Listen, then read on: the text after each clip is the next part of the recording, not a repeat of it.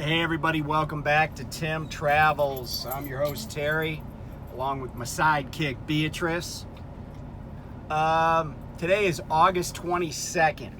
So I want to talk about, sorry, my glasses are fogging up a little bit because I just came back from the shower, but but then I turned the AC on in the truck.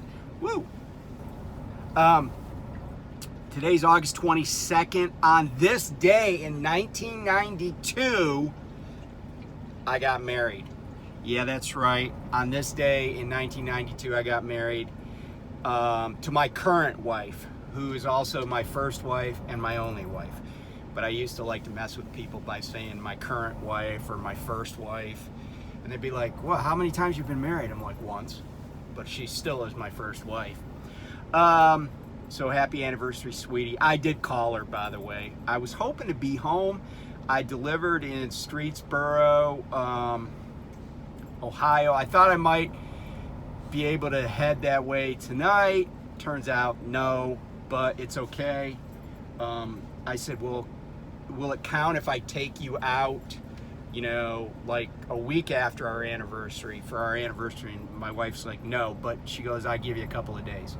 So I should be home Thursday morning. I got a load to pick up here tomorrow. I'm in Diamond, Ohio. So yeah.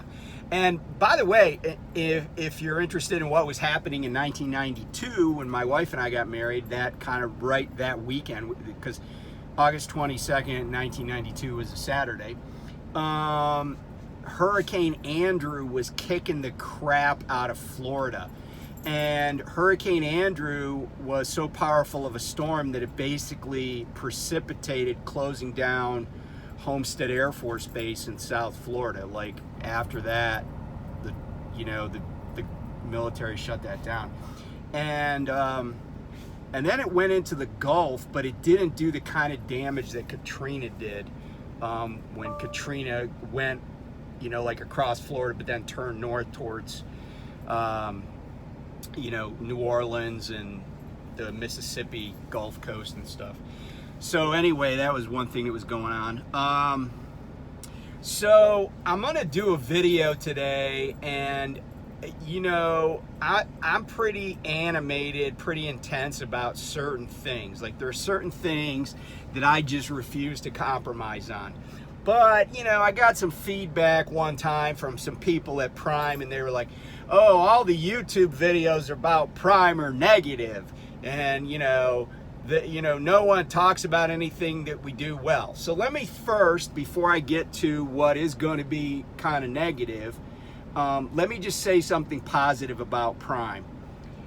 The chicken pot pie that I had at the Salt Lake Terminal recently, totally on point.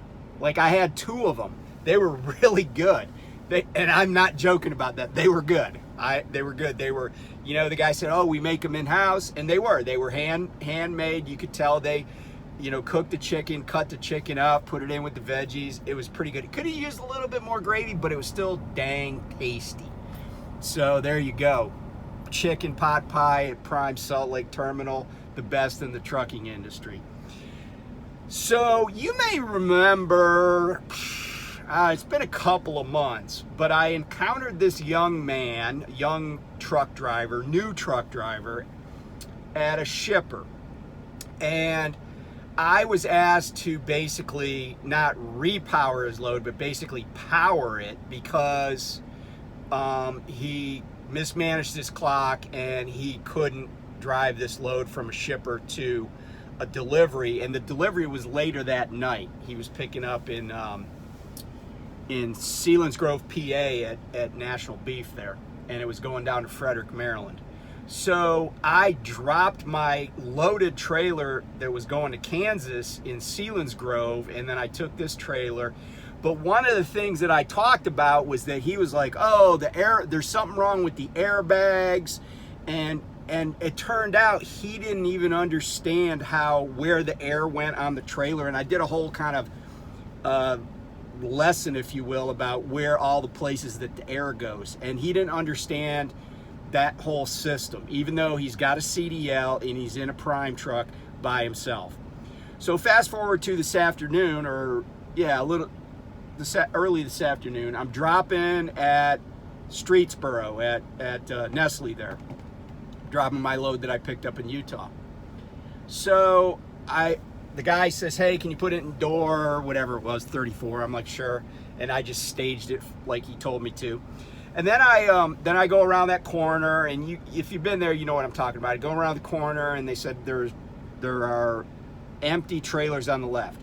So it turns out there was only one empty prime trailer back there, and it was all the way at the very end. It was in the last spot. So I go all the way back there, turn, I latch to it, but then, you know, there's grass and some woods, and there's some railroad tracks out there. So I let B out, and she walked around and sniffed everything and all that mess.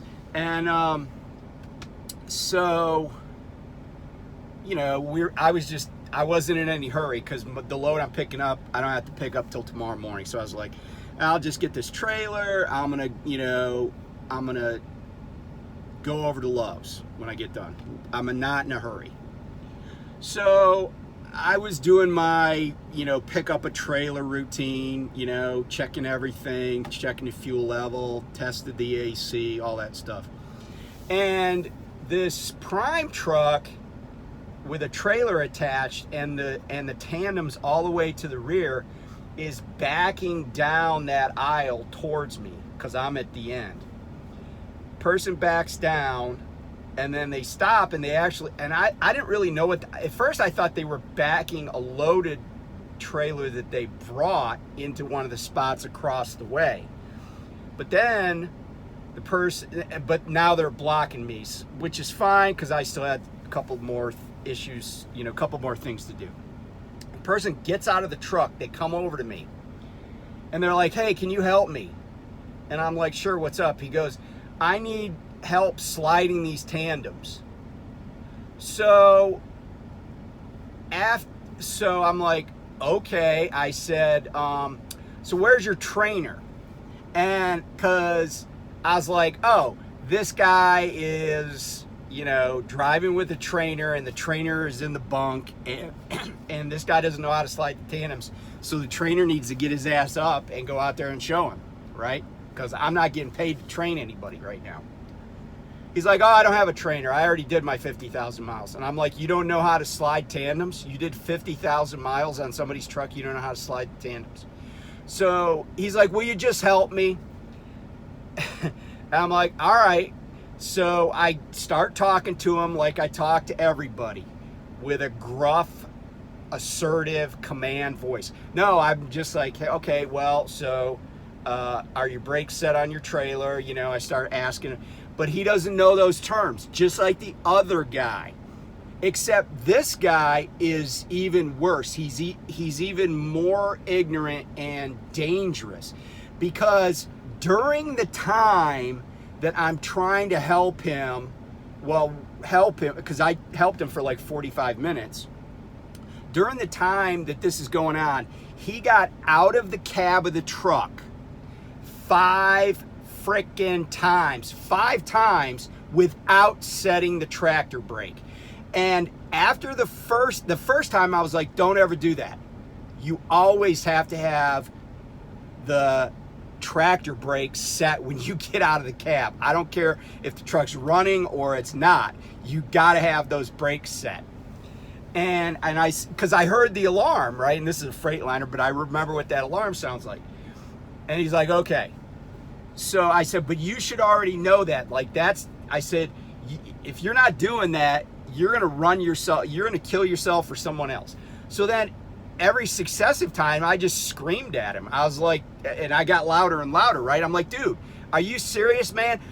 Set the fucking trailer brake, right? And pull, and I was even translating, pull the yellow handle out, right? But this guy, and then he started kind of giving me attitude, like, and I get it, right? Like, you don't want to get yelled at by somebody you don't know, but then again, you don't know what the F you're doing, right? And what you're doing gets truck drivers killed, because there are people that get run over by their own trucks and killed. It happens out here. I know of it happening in the fire service. Hell, in the fire service, there were guys that got killed inside their own station, inside the engine bay or the truck bay by one of their own vehicles because somebody didn't set a brake right, didn't chalk some wheels or whatever. It happens. And I was like, dude, you cannot get out of that cab without that brake set. You can't get out of the driver's seat without that brake set. And I just kept saying it over and over, right? But 5 times. And, you know, he was like, oh, I said, dude, he goes, will you just help me? And I'm like, dude, you need, and I finally got to the point where I'm like, you don't understand the stuff you need to understand to be out here solo. And, you know, people might say, well, that's not really your business. But hey, he came to me for help, right? Because he doesn't know what the fuck he's doing. And the reason he doesn't is because he had a crap trainer. And this is not just a failure of the trainer, though, because this is not okay, right? And it's a failure of the training program. And I'm gonna make, because I never identify a problem if I don't come up with some solutions for it.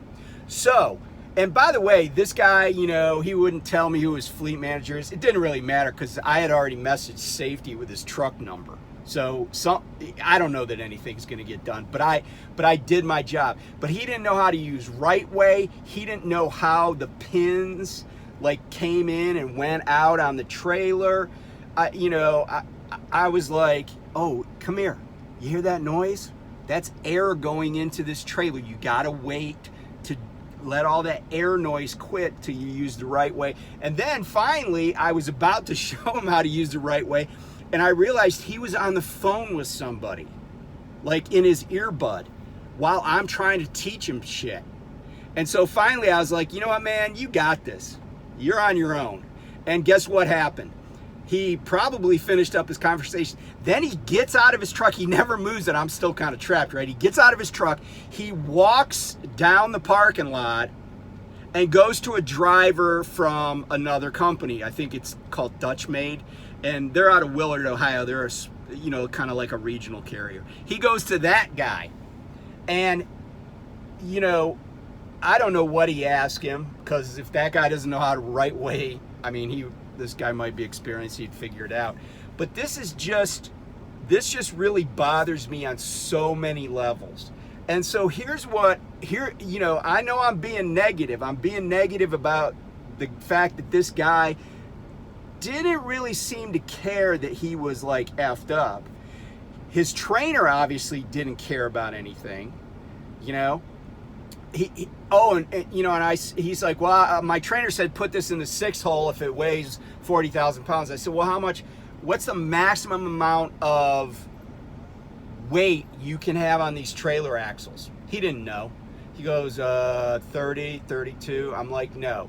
I said, it's 17,000 pounds per axle. He did not know what, there were a ton of things just in that short period of time that he showed me he didn't know. And I said, if you don't know how to latch a trailer properly, you can easily kill somebody. And I said, and if you kill somebody on the highway, you're gonna end up in handcuffs. It's just that simple. And he showed me some of his notes. Now, this guy's first language is not English, right? He shows me his notes, and some of his notes were in French and some were in English, but the notes he had were wrong, okay? I don't know if he just heard it wrong or if he was told wrong. I don't really know, but they were wrong. So he had this book of handwritten notes that he was trying to use to do the job, right? And fortunately, we were in a place where it didn't really matter that much because there wasn't, there was like a jockey driving around and then that other driver. But here's the thing.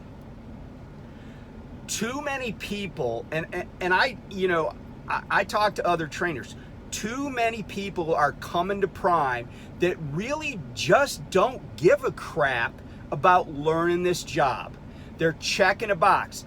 I did my 50,000 miles. Well, Brittany, my daughter, was on the truck with me for like 3 weeks. I don't know how many miles we ran, but guess what?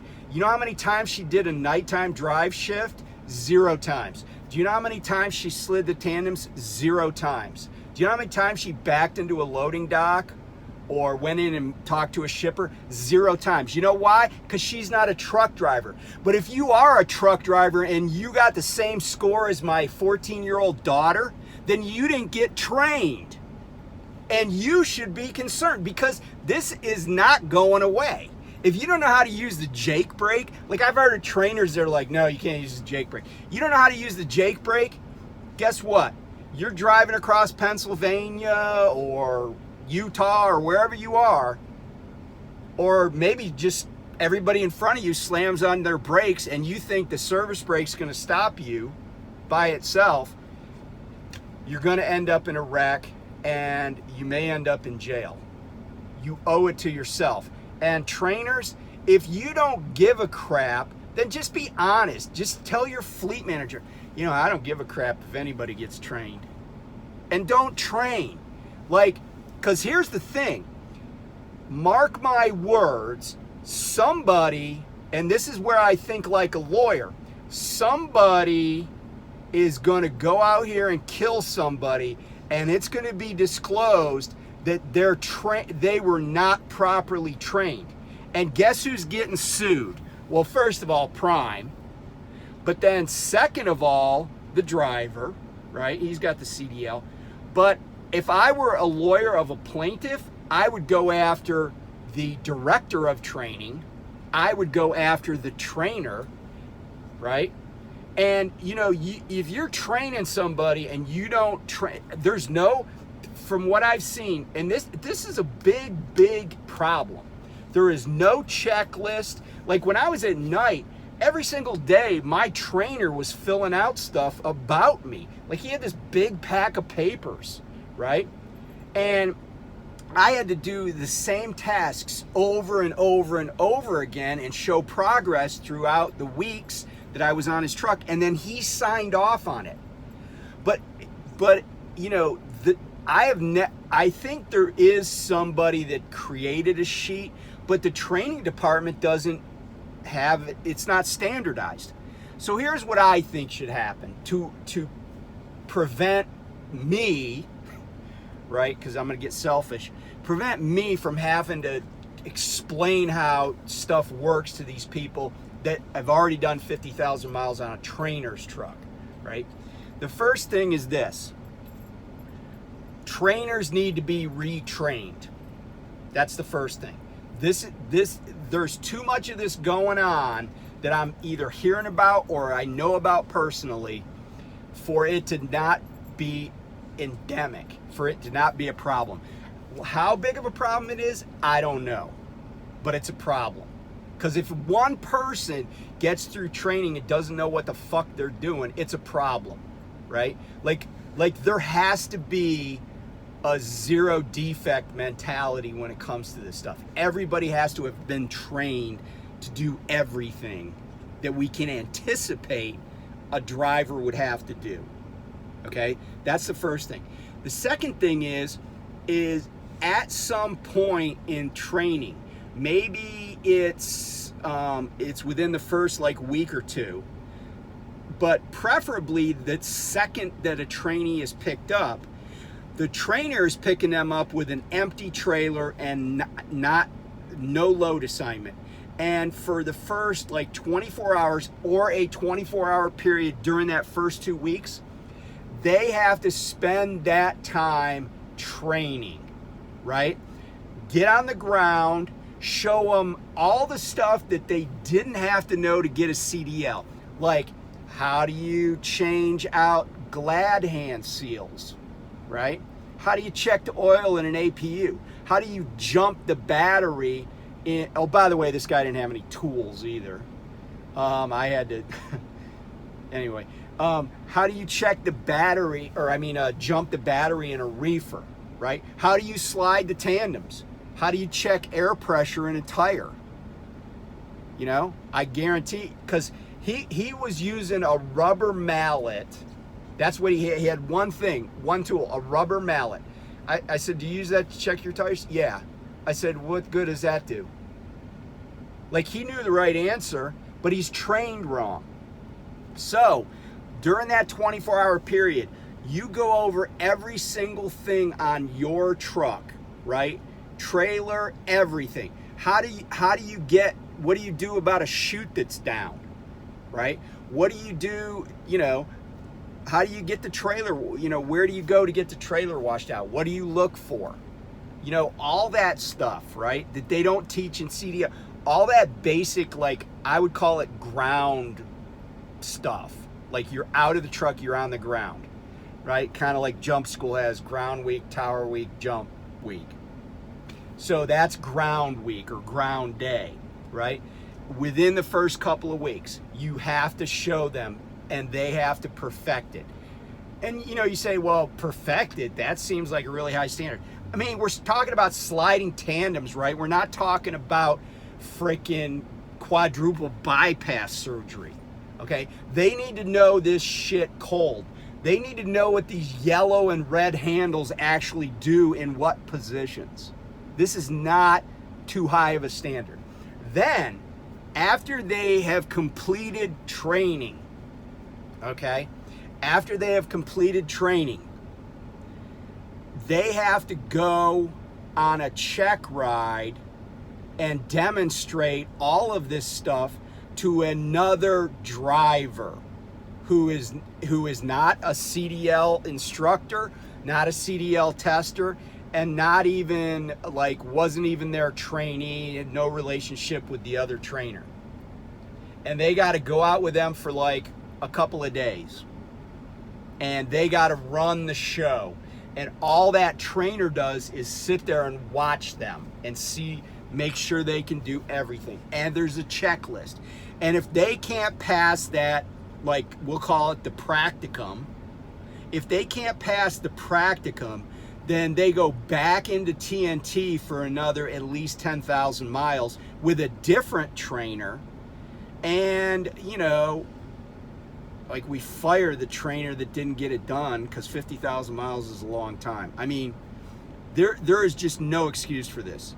And it's not okay. And that's the thing, right? Like, if I got to scare people, I'm going to tell you right now, if I'm a plaintiff's lawyer, I am going to go after if they're like brand new right out of the box, because this might have been this guy's first load. I don't know. Because I don't know if he got his truck at, Pittston or something, because we're not that far from Pittston. We're probably like, 200 miles or so. I don't know if this is his first load. But yeah, he doesn't know what he's doing. And it's the trainer's fault, it's his fault, and it's the training department's fault. It's just not okay. And that's all I got. I mean, I think you can tell I'm passionate about this, and I have ideas to fix these problems, but, I don't know. I mean, I would be scared if I was the guy in charge of training, because, I hope he's got an indemnification agreement with the company, because I'm telling you right now, some dude that's fresh out of the box and totally fucks something up and kills a bus full of people, I'm suing everybody at Prime. Personally, I will name them personally. I will have some nasty ass greasy process server banging on their door at 9 o'clock at night, scaring them, their wife, their kids, and the dog and the neighbors. Right? I'll serve them with papers. I'll subpoena them for testimony. I'll make them travel to another state. I don't give a crap. I'm suing everybody. And I'm gonna get the information on the person that trained these people through discovery. Every message that was ever exchanged, I'm gonna get all that crap. And Prime has lost some big honking lawsuits that involved people that were in training. In fact, I think I looked at one, it's been a while, but an appeals court in Texas upheld a huge verdict. You know, but this is serious. You know, it's like we always hear about CSA scores. Fuck the CSA scores. This is life and death. You know, I don't give a shit about your CSA score and your insurance premiums. This is life and death. So anyway, thanks for listening. If you're still watching, I'm gonna step down from my soapbox, have a little dinner, and I will talk to you soon. Bye.